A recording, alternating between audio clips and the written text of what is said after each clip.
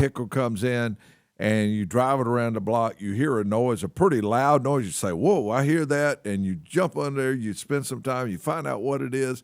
You call the person and say, yeah, I heard the noise and we're going to get this out and it's going to cost X amount of dollars. They say, yeah, let's do it. You fix it. And then they come pick it up and the next day, hey, my car's still making the same noise.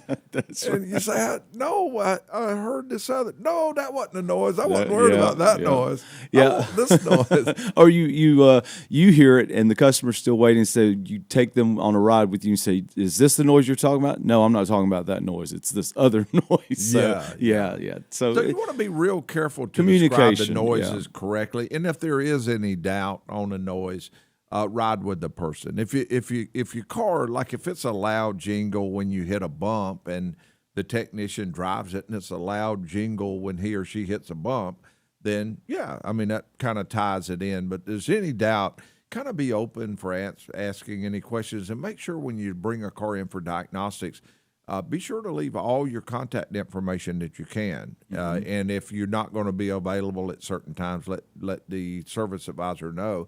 And leave and be open for text messages. Because that's a really, really helpful thing. Technology, the way it is now, you may not be able to answer a phone call right now, but what's good about being able to leave a text is when you did have a break, you can look at your phone and you can see you can either respond to that text and say, yes, it does do this, or I'm going to give you a call, and then they talk. So it is really, really good. Carpets and Hardwood Floor Studios. So no doubt one of the things that is done is we want to duplicate the problem. And I look at duplicating the problem a little bit like being able to take a before picture so that once the vehicle's been completed, take an after picture.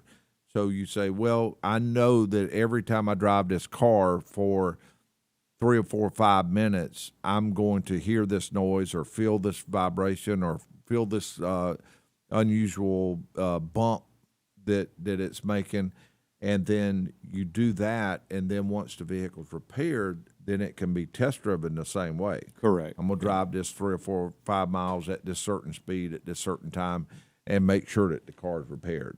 So a lot of times stuff like that can be very, very helpful.